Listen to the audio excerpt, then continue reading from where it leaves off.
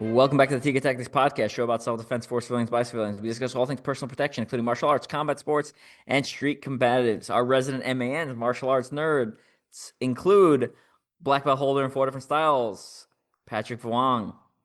What's up, online warriors? We messed up my flow slightly because I normally introduce Conrad and he's not here. But that's okay. I am your other co-host, retired Army Special Force soldier and champion obstacle course racing athlete, Evan Ultra-OCR and Perperis. Today we're going to be talking about Kenpo Karate, one of Patrick's numerous black belts. Before we get to that, though, a quick word from this episode's sponsor. This episode is brought to you by Vulpus Trading Products. Patrick, give me some thoughts on Vulpus. Vulpes makes some excellent high impact polymer training tools, particularly swords and knives, but they also make all kinds of weapons, training weapons, and it's based on real weapons, historical weapons, even sci-fi weapons from movies and TV shows. So a very cool company. I actually just recently used it like 2 days ago when I was teaching my Bikini Tusha class, and I used one of their Ganuntings, which is a very classic Filipino sword, and I love it. It's really cool. My son, so we just got a huge snowstorm, and my son asked to borrow my two Vulpus Tomahawks today because he was outside climbing snow mounds like an ice climber, like with double pickaxes. So he's got like this the Winkler Sayak tomahawk in one Mhm. hand, and he's got like the I think it's called the Shinobi one from the website in the other Mhm. hand. And I see him outside like literally climbing the snow mound like one arm at a time. It was awesome. So Hey, so they're multifunctional and they obviously work in blizzard conditions. fun for all ages. Highly recommend it. All right, today's episode we're going to be talking about Kenpo Karate. So we share a background in that, although I think we're different, some nuanced different styles here. So Patrick, why don't you start off telling me about your Kenpo background? Yeah, and we'll go from there. Sure. Yeah, so Kenpo Karate was the first system in which I earned a black belt from. I started training in mid 90s, which to me is only like 15 years ago. But then I do the math and I'm like, oh my God, I'm old. So, but yeah, I started in mid 90s and got my black belt in about 3 years. Which, looking back now, I realize like, wow, that's kind of fast because I'm doing Brazilian Jiu Jitsu and it's probably gonna take me 30 years to get black belt at this rate. But yeah, I got it relatively quickly. And the Kenpo Karate that I studied was under a person named Master Margit Hilbig, and she was the first female karate black belt in Canada. She actually got her black belt in the early 60s. And unfortunately, I don't remember the exact year, but yeah, early 60s.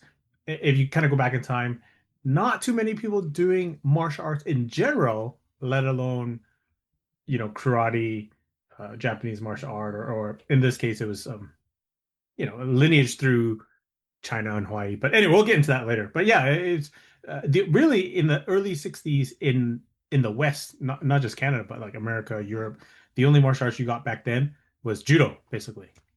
So she was one of the first to get her black belt, and definitely the first female black belt because she used to go to tournaments and other travel to other schools, and she was always the only woman. So it was cool to train under her because when you there's a I don't know if all of our listeners have had this opportunity, but there's a huge difference between learning under a man who's 6'2", 220 pounds, and like every technique works for him, versus training with a woman who's only about 5'4" and like 115 pounds soaking wet. And so when she does a technique to you, and it works, you know that technique works because she's so much smaller than all these dudes in the room. So and so I got to train through her, and that was an incredible experience. Yeah, I agree with that. That's one of the reasons I like when my Brazilian Jiu-Jitsu instructors are like my size because I'm like, oh, like I see how that works now, or like I see the adjustments you're making to make that move work. So yeah, I agree with that. And when you don't have strength or size, the only thing left is technique. So you have to have good technique, Right. otherwise nothing's gonna work, right? Exactly. So tell me a little bit about. the structure as far as like how many katas were there? Were there like defensive maneuvers, like memorized responses? Mhm. Was there a lot of sparring? Kind of take me through like what your system like the breakdown as far as like percentages and numbers Sure, of things. sure. So I kind of have to preface it with that my Kenpo Karate system is kind of like, let's use cars for an example. Um, I'll use the 1960s Ford Mustang. Our Kenpo Karate was like that 1960s Ford Mustang. You look at it, it was state of the art at that time. Really still very cool looking vehicle. But it does not obviously compare to like the current 2026 Ford Mustang, right? Like the current Mustang would blow it out of the water. And that's kind of how I use the analogy to describe my Kenpo. So it's like an early form. It didn't really evolve too much. And I know a lot of people who've studied under, say, Ed Parker's karate, Kenpo karate, from the 70s is very different from the 80s, which is different from the 90s. Like every decade it seems to have evolved based on whoever the leading teachers are at the time. And even Ed Parker himself, when he was still alive, he was continuously retooling his system. So my system of Kenpo is still really cool, just kind of old fashioned, so to speak. So we had forms. there was there are there are many forms actually, but for me to get to my first degree black belt, which was the only uh, black belt I got because I ended up moving out of Canada, and so I couldn't continue training with her. So I'm only a first degree black belt in this system, but to reach that level, I had to memorize 9 forms, and I don't know what other schools call them, but we just call them Kenpo forms, Kenpo form 1, 2, 3, so on, all the way through 9. And then we also had another set of forms called tempo motions, which always confused me. It's like, wait, aren't those just kata or forms? Like, why do we have a separate name for them? But as you go along, you realize the art changes and there's all kinds of names for all these forms now. So, but anyway, we had I at that time to get my black belt, I only had to memorize 6 of them. So 9 plus 6, that's what 15 forms. Which at the time was a lot, but now that I've done so many other martial arts, that's actually a pretty fair, decent amount. Um, we'll talk more about Silat Sarak later, but in Sarak there are 18 plus 7 forms. That's 20, 20 25 or whatever, and just all these forms. Just my mind is like overwhelmed with forms nowadays. But yeah, that's kind of how we trained with 2 different sets of kata, and then we had a lot. We actually did a lot of sparring, which was nice, um, because my master Margit Hilbig, she did all the tournaments in the 60s. So she told me this really cool story of going to Chuck Norris's tournament. Like it was his first ever tournament that he himself ran and operated. And so she fought in that. And in the 60s, there was no equipment. There's no mouth guard. You literally fought bare knuckled, full contact. And so she kind of carried that, into the 90s. And we didn't go full contact. We had, gloves and like mouth guard and headgear if you wanted. I didn't usually wear headgear, but we did pad up, but we did go hard. We had levels, so we go today light spar, today let's go medium. One maybe every once in a while we'd go full contact, and then once in a while we'd actually go like 1-on-4 people. You're fighting 4 people at the same time, so sparring was an important element of our school. And then we had self defense techniques, but we didn't. They weren't set techniques. Whereas now I believe most schools have a set technique. They even have names for them. In our school, she would teach self defense techniques, and then eventually when I got to my black belt test, I actually had to create my own. So I had to create, I believe it was 25 self defense techniques. So I had to create them, I had to Oh memorize wow. them, and then I had to demonstrate them. That seems like a lot. That's a lot. I feel Yeah, like that's a lot. it was a I lot. I want to say we had so when you say there was like two different sets of forms, were they like those are like full forms like whatever 30 plus movements or whatever. It's not like five movements, right? It's like a full, you're moving around and you're doing like a normal form. Yes. Yeah. So our form, quote unquote, forms, they were full on forms. It would take you like anywhere between a minute to 3 minutes to finish. The tempo motions, um, even though it's called motions, they were basically kata as well. They weren't as long. They Really? were generally maybe 30 seconds. So a little bit shorter, if I remember correctly. But yeah, both sets of kata were full on kata. Gotcha.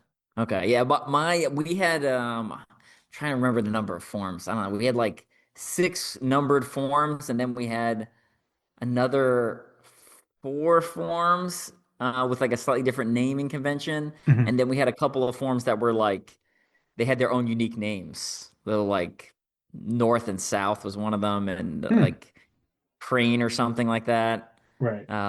As you can see, I haven't been practicing them in a long time. And then we did a lot of sparring as well. And then we call them defensive maneuvers. Hmm. And so let me back up. When I started Kenpo Karate, Shaolin Kenpo, there was defensive maneuvers. There was like 20 of them, and then there was like another 15. We call them Kenpos, which was basically the same thing, kind of like Hmm. your two versions of forms. It was just another naming convention. And Right. then as I was like halfway through the system, and I had my instructor had essentially taught me everything I would need to know for black belt.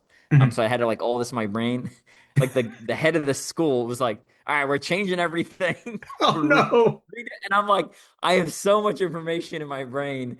And I was like, okay, I guess I just wipe all that clean and like relearn everything. So about halfway through my colored belts, I had to like reset everything and like relearn a bunch of stuff. Oh Um, no.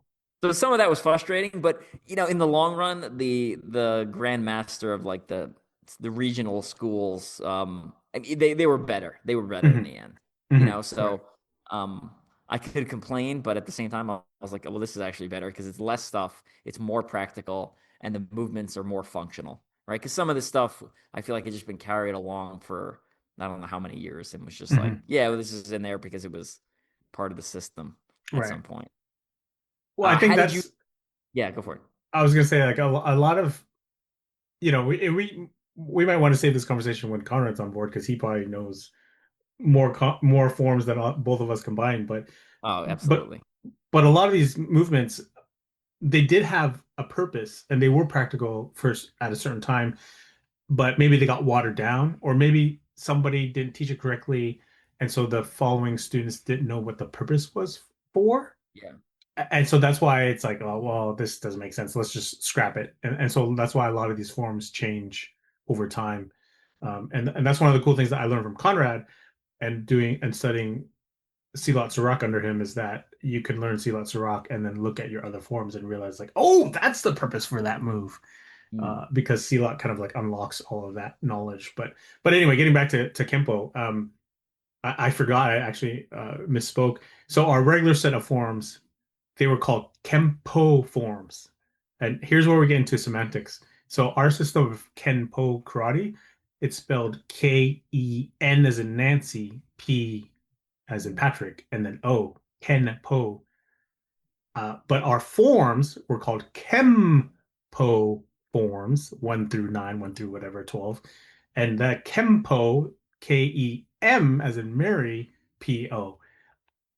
It's just like super confusing. It's like what? But our system's called Kenpo, but this Kempo, ultimately it means the same thing. So I don't know why there was this weird spelling issue, but that's just the way it was. Gotcha. How did you feel? So this was your first martial art, correct? Is that what you said? The first martial art in which I earned a black belt, I Okay. previously studied Northern Shaolin Kung Fu, but I Yep. only got like halfway through that system before I switched over to this one. Okay. So how did you feel for this as like either for you personally or maybe someone who's new to martial arts? How did you see this as like a an intro to to martial arts?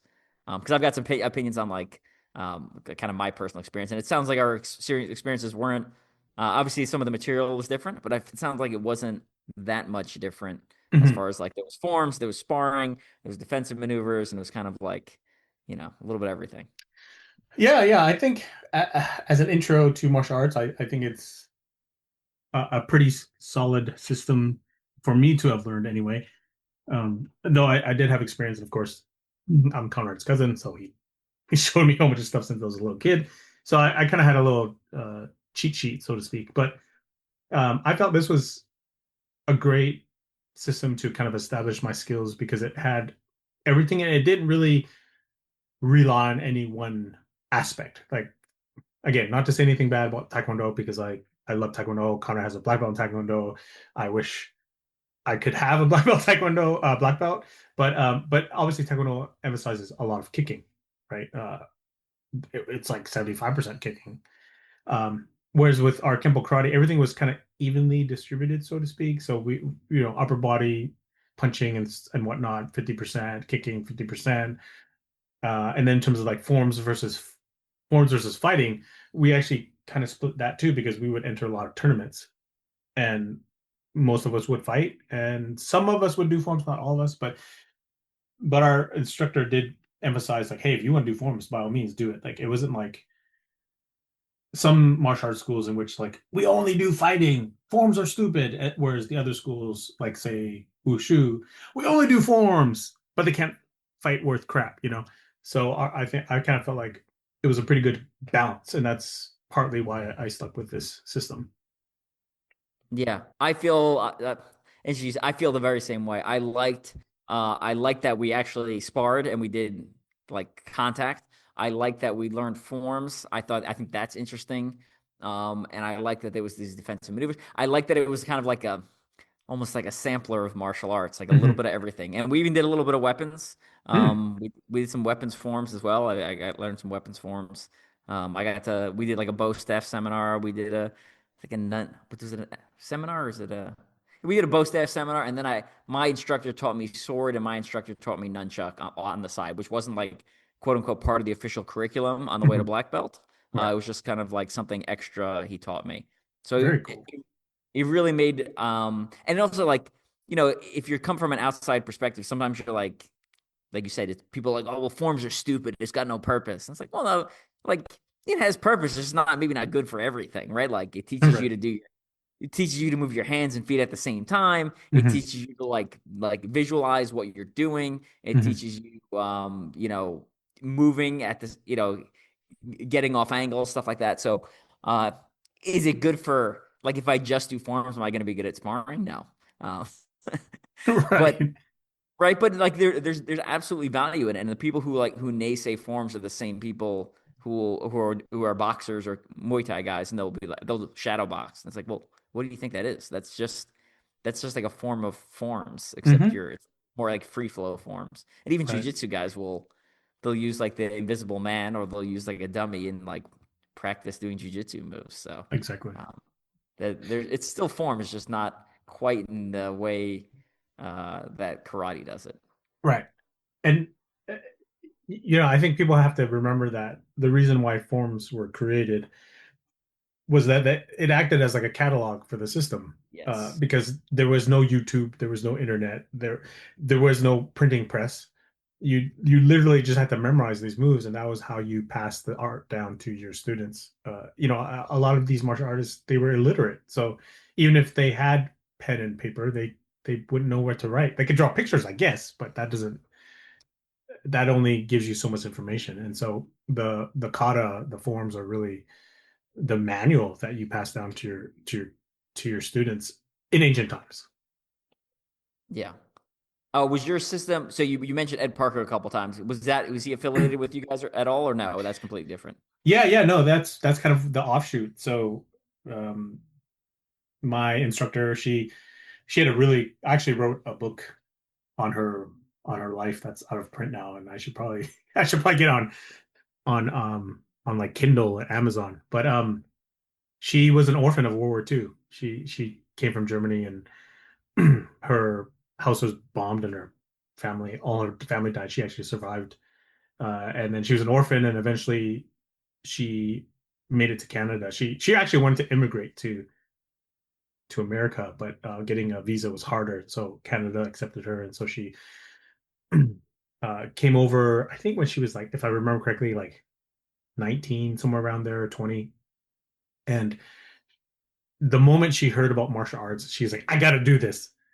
I don't, I, she's just one of those people who are like very driven to, she was very independent, which is like a nowadays very common thing for a woman to be very independent. But if you think about her generation, she's World War II orphan, has no family.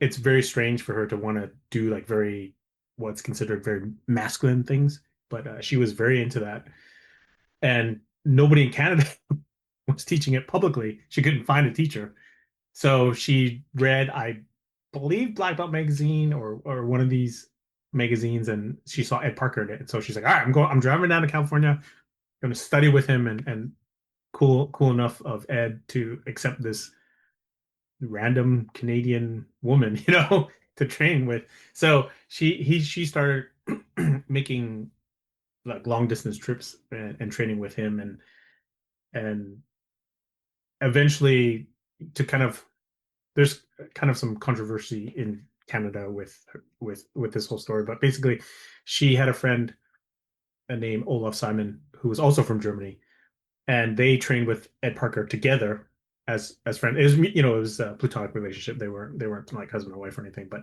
they would both drive down to train with Ed Parker for many years, and they went through the system, but um, they took the martial art and brought it back to Canada and kind of started teaching their own version of Ed Parker's Kenpo Karate. And so that's Gotcha. kind of the controversy there. But eventually she earned her black belt under Olaf Simon. Gotcha. And That's like every martial art. Every yeah, martial yeah, So- somebody makes something up, someone starts teaching something, somebody doesn't like it, someone creates an offshoot, and you have splinter upon splinter. And yes, at the end of the day, I think most people are trying to make a living right. and they are teaching what they essentially want to teach, and they're taking maybe huge parts of a system, or maybe small parts of system to Hmm. teach it. Yeah, Even yeah. even jujitsu, right? Like jujitsu has like a I know there's like some schools that have like a very strict curriculum, but some of Hmm. them are just like, yeah, you just keep showing up for a couple of years and we'll start giving you colored belts. Yeah, There, very like there's loose. not where I currently train, there's like I haven't seen a piece of paper that lays out the system.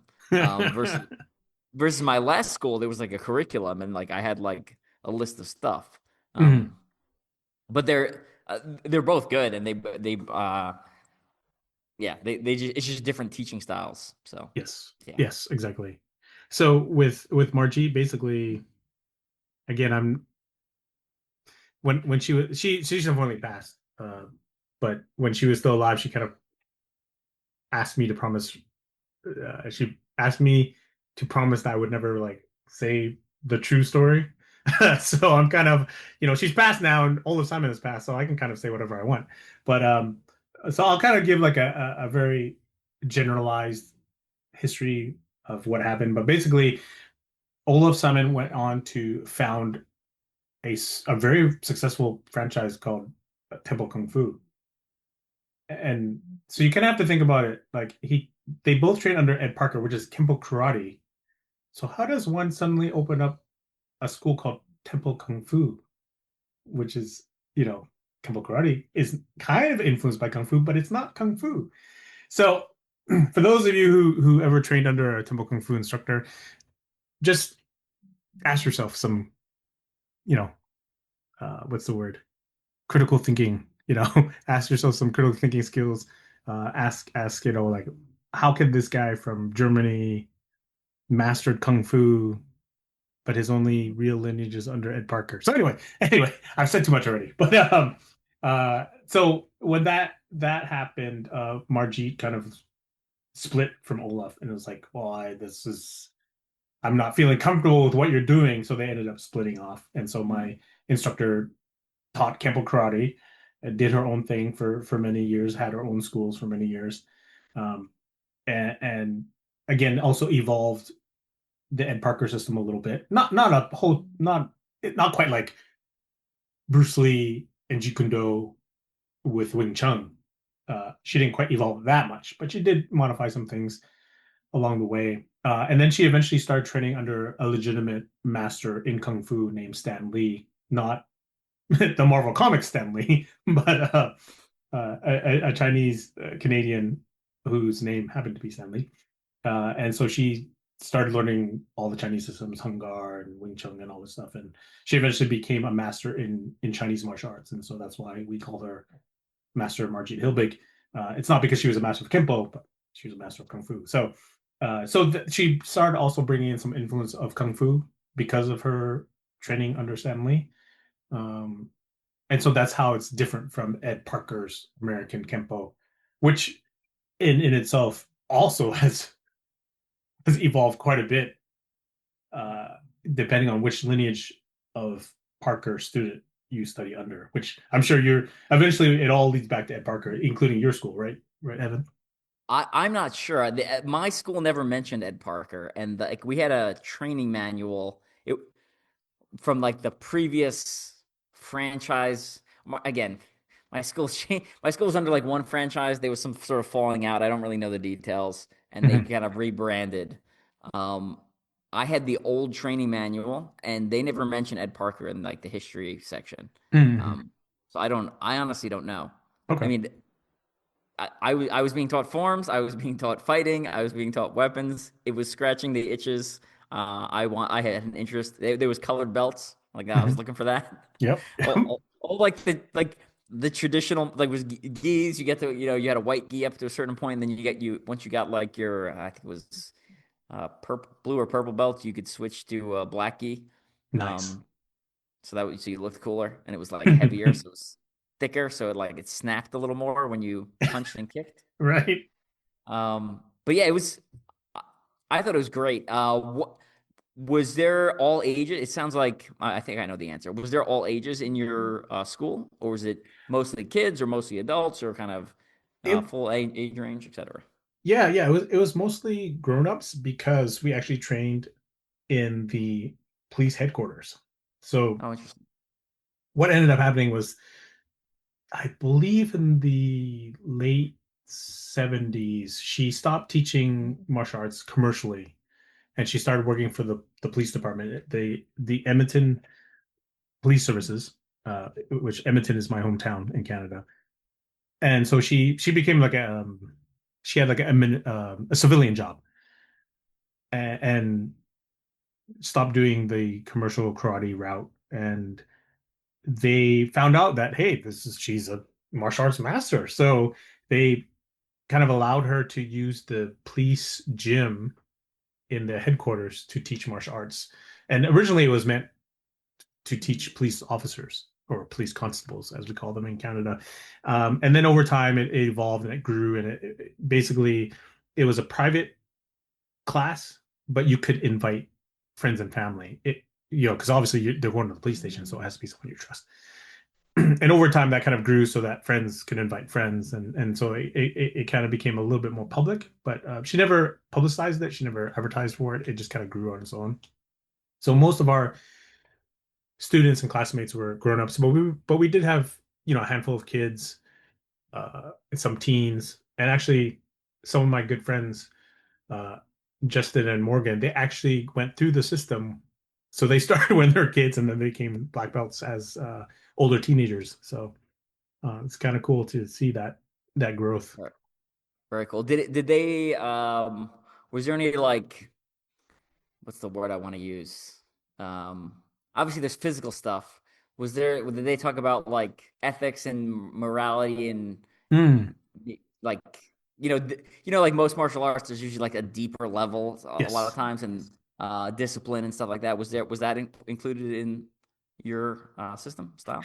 Yeah. It wasn't ingrained in the curriculum or anything like that. We did have a written syllabus and we followed that pretty religiously, but it was more just through the teachings of Margit because she as an individual was quite fascinating. Again, I mentioned she was a World War II orphan, and so she was a very independent person. She very self motivated, became very successful basically on her own, and she would often give us lessons just about life. Not necessarily about martial arts, and um, to the typical things that grown-ups would hear. But like for me as a teenager, I was like, wow, this is really cool. I'm learning like how to become a grown-up, things like she told us the story of how she encountered this homeless man who was begging for money, and she almost yelled at him, said refused to give him money, and said, "No, you have two arms and two legs.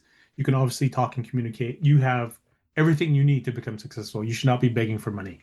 And that was her word of advice for him. And then she walked away, because you got to think about it again. She was an orphan, had nobody, uh, no money at all, no connections, and she was able to come to another country and become successful. So a lot of those kinds of lessons along the way.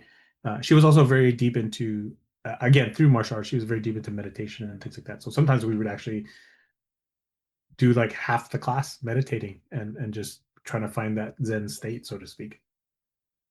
Interesting. Give me some kind of big pros you feel like the system had. The pros versus the Yeah. cons. Yeah. Well, like give me a couple of big pros and then we'll jump into cons. Wow. The pros definitely lean more into like the intangible things. It teaches you discipline. It teaches you hard work.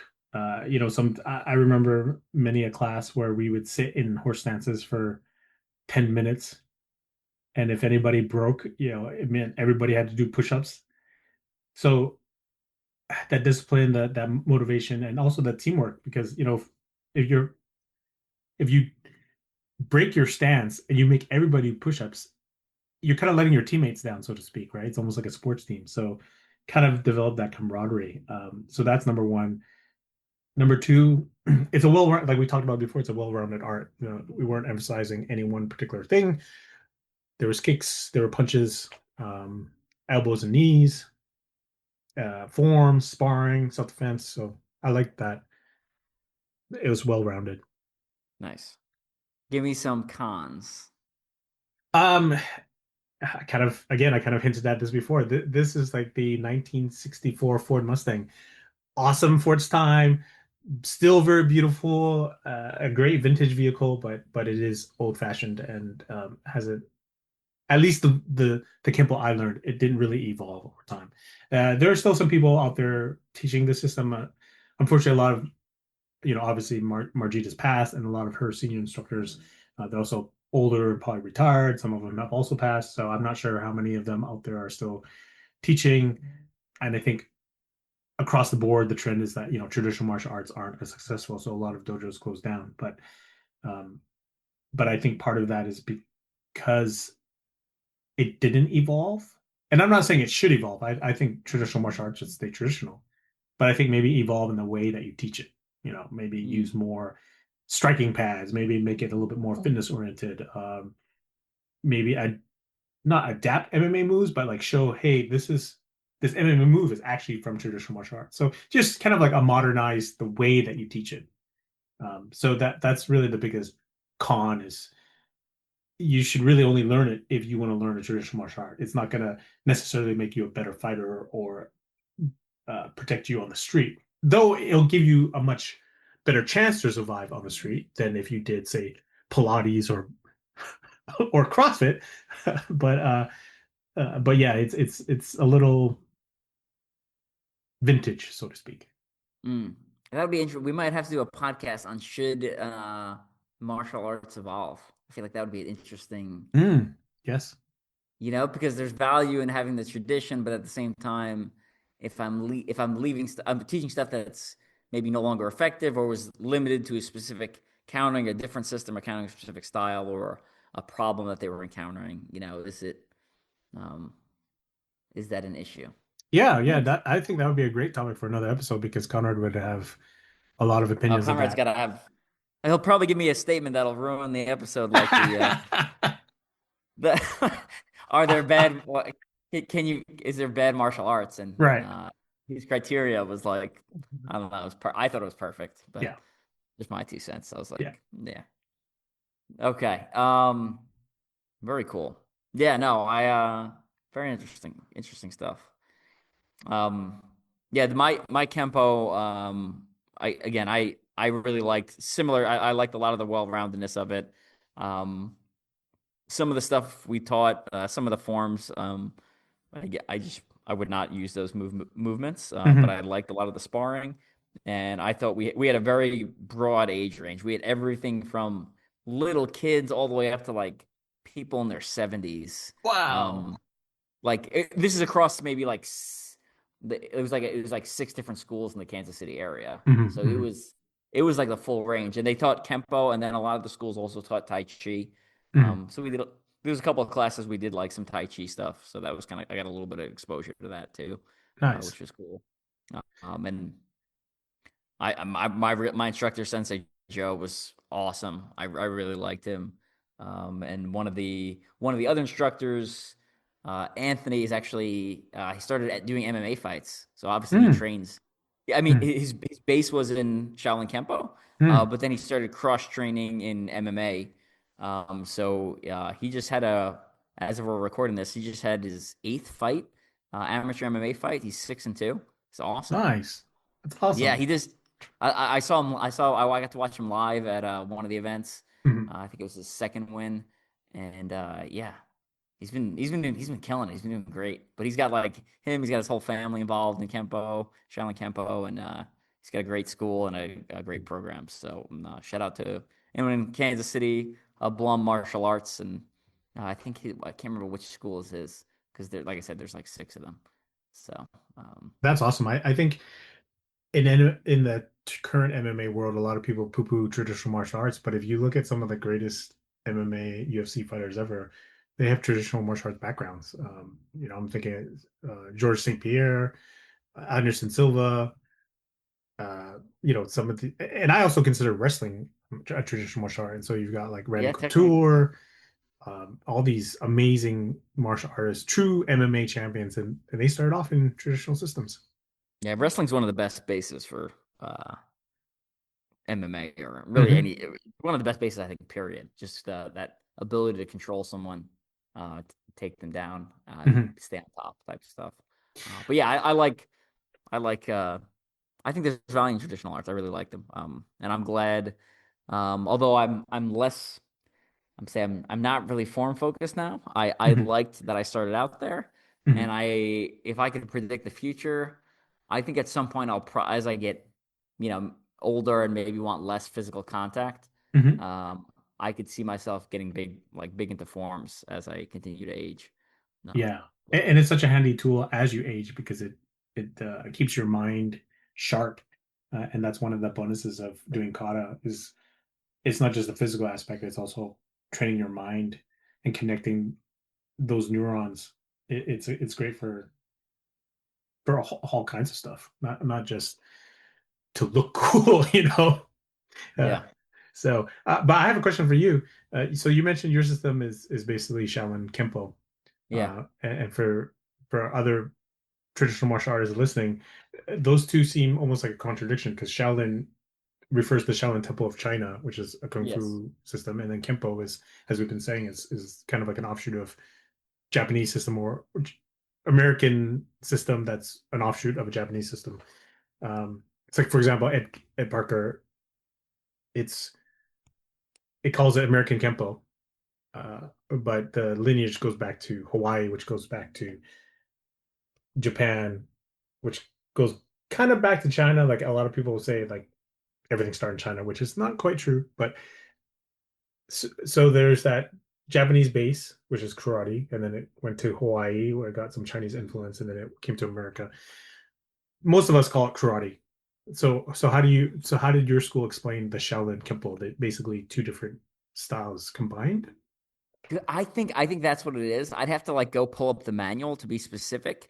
That being said, I know some of our forms were much more kung fu-y, if I want to Hmm. use that term, right? Like there was larger arm movements and it was more circular and less like linear hard. It was a little more flowy. So I think they took some kung fu forms, smashed them like side by side with some like pure karate forms, and whoever kind of was the initial founder of the system probably did what the guy in Canada did with Hmm. like smushing things together and again, essentially teaching what he wants, and Right. uh, that's my understanding.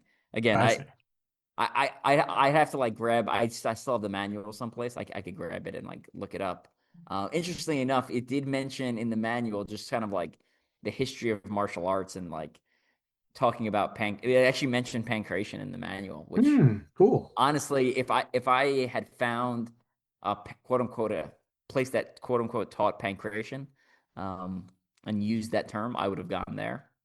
But Right. when I was looking at martial arts, I wanted something that taught a little bit of everything. That's honestly what I was looking for. Hmm. I didn't know if I was gonna like sparring. I didn't know if I'd done some grappling before through the military, so I was Hmm. like, I'm not really currently interested in that.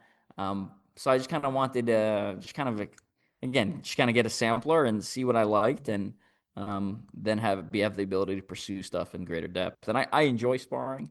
Um, I try not to spar too much because I feel like getting punched in the head a lot is a bad idea. And I try not to spar hard. So Yeah. I'll do taps with a trusted partner. I love tap sparring, and I don't Hmm. mind getting punched in the face. Hmm. But like it seems for someone who plans on doing this for a long time, it seems like a really bad idea to Yes. go hard. Pretty much ever, right? Like Yeah. I've yeah, like for the army, we had some tests where we went hard. Even for, like my black belt tests, like we went pretty hard in that. And for shiv works, you go pretty hard. Like I kind of save that stuff for like isolated events where like I'm specifically trying to get a qualification for something. Hmm. I try never to do that stuff when I there's really no need. Right. Again, because I'm not a professional MMA fighter. I don't plan on fighting amateur professional at this point. So there's really no besides like being able to be like I can take a punch to the face and take it. Besides like knowing that, like I kind of already know. Like I don't need to relearn that lesson like every couple of weeks or every week or every couple of months, So Yeah. No, CTE is a real thing, and it's a real thing, yeah. it's funny, but it's also true that you'll notice the people who say, "Oh, you need to spar hard," because then you're not. If you don't, then you're not really sparring. Those tend to be young men who say those Yes. things. Yep. Yeah. You'll never And we see get a a lot of fifth. guys in my current gym that are like, "Oh, let's go spar." And it's like, I don't maybe, I don't know about you. Like, let me, again, and not because I'm worried about taking that one hit. It's just like because that person might be doing Muay Thai for a year, and Right. then they're never gonna do this again, right? Yes. So they can punch each other in the head as hard as they want. Like in 20 years, I still want to be doing like martial arts. Like I said, I don't want to take roundhouse kicks to the head if I don't have to. Yeah. Exactly. But Exactly. there's value in doing a little bit of like you need a little bit of contact so you learn like okay, this is a good place to put my hands. This is not a good place to put Hmm. my hands. Yes. But there's a balance. You can't be, and you shouldn't have to learn that lesson all the time. You should Right. learn it at some point and then uh, make sure your form continues to behave that way. Hmm. Absolutely. I feel like sometimes you can some traditional artists you can look at them and be like you have not sparred a lot or at all Hmm. just based off where they pace their I see that with some like knife guys when I watch some of their movements Hmm. um just like where they're putting their hands I was like your whole face is open. This seems like a bad position to be in right now. So Yeah. Yeah, I can generally figure out if someone has done any pressure testing in about 10 seconds. 10 seconds of sparring with them or watching them move. You know whether they've done actual to true pressure testing or not. Because like you said, they'll put their hands in weird ways or they'll kind of stand in a very vulnerable position. And it's yes, it's pretty obvious. yeah, cool. Let's start wrapping up. Anything else you want to add or question you want to ask me before we kind of wrap up the Kempo? Yeah, yeah. So did they ever explain to you what Kenpo means, the actual word? I we're going back here. It's it's like I don't remember. Fist. It has something to do with like it's like your empty-handed fist defense or something like that. I can't Hmm. remember. Yeah, it's a Japanese term which basically means like wave the fist. It's kind of like Yes. kind of like saying kun tao. Uh, Ken is the fist, and po is like a way of saying way or a method or a technique. Yeah. So yeah, empty-handed fighting basically is what it translates to. Yeah. Anything else? No, I just want to say that to the martial artists listening, I love Kenpo Karate. I think it's a great base for anybody who's just starting out. Um, and I, unfortunately, my instructor Margie Hilbig's not around anymore, but I have to thank her for giving me a really good foundation in the martial arts. Yeah. I'm glad I started there as well, again, just because it exposed me to a lot. And I'm also kind of glad I mean, at the time I wasn't glad I moved away, so that's why I stopped practicing. Mhm. Uh, but because I moved, it forced me to do other things, Right. which I got exposed to more. I got exposed to FMA and I got exposed to more Brazilian Jiu Jitsu and Jeet Kune Do when I moved. So, um, yeah, I'm glad I started there. I'm glad I was able to stick around long enough to get a black belt. But I also am glad I had the opportunity to go off and pursue other martial arts and other things. Excellent. Cool. What else do we have coming up that you need to plug? We need to plug for Tiki Tactics or you personally? Yeah, yeah. So Tiga Tactics, we've got our first in-person seminar. It's going to be happening on April 18th and 19th in Maryland. It's the continuation of our toolset. Let me get this right. It's a mouthful. It's the toolset training tour. And we'll be focusing on teaching you how to use your everyday carry tools, giving you the mindset and the skill set to use your tool set basically. So we're talking about our knife, flashlight, and pen. uh because just owning a weapon doesn't necessarily mean you're any better off. If you have it in your pocket but you don't know how to draw it quickly or safely, you might as well not even have it. So so that's what the seminar's focus will be on.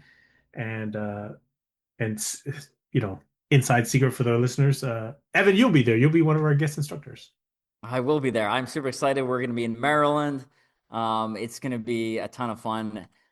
I think again, if you listen to the podcast, I'm sure you've heard this before, but there's so many people who will carry a self-defense item, pen, flashlight, knife, etc., and they'll be like, "Well, problem solved." And it's like, "Well, not really. You probably should do a little more research, and I would recommend coming to this course because you'll be able to not only learn about that stuff, but it reinforces the online training programs we have. But then we you get we will pour so much information into your brain over the course of the weekend. So even if you've taken the online courses, being able to show up in person, talk to us, like ask us questions offline, and then there's just so much good content that comes out that's not part of any of the online programs. So I highly recommend coming in person to train, and it's a great weekend. But Tiga Tactics weekends are always my favorite weekends of the year. So I'm looking forward to hanging out with you and Conrad and not only train for Tiga Tactics, but we always squeeze in some bonus training um, Absolutely.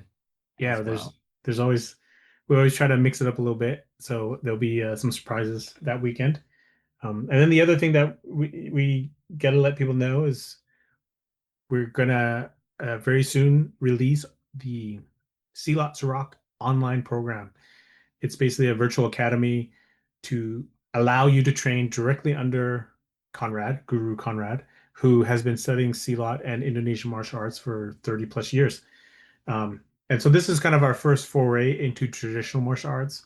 For the most part, we focus on street self-defense, practical combatives, reality-based stuff. But Silat is such an amazing art, and it's kind of exotic to us in the West, and it's not commercially available. It's not very mainstream, but they've got it in movies like uh, John Wick 3 and The Raid, and a The little raid, I was bit, gonna say. yeah, and a little bit in the extract, or I'm sorry, in Extraction. So uh, this is the art that utilizes the karambit blade and the Chris blade.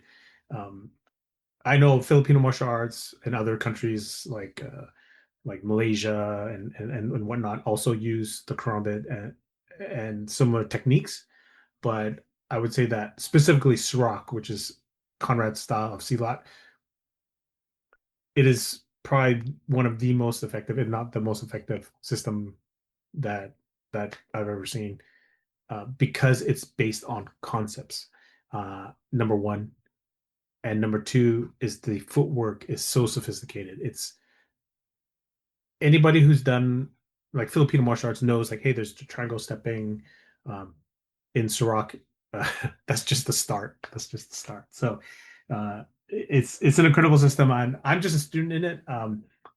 So I'm excited for it because this will also allow me to elevate my CLOT game because I've been to be honest, I've been a pretty bad CLOT student. So it's my time to up my game and maybe reach toward getting my instructorship in that as well. So I'm excited for that and that will this CLOT Sirach online program will also allow our listeners to become instructors in CLOT as well. So Conrad's going to take them through the CLOT journey and take them from brand new beginner to student, intermediate, advanced student, assistant instructor, and then all the way up to instructor.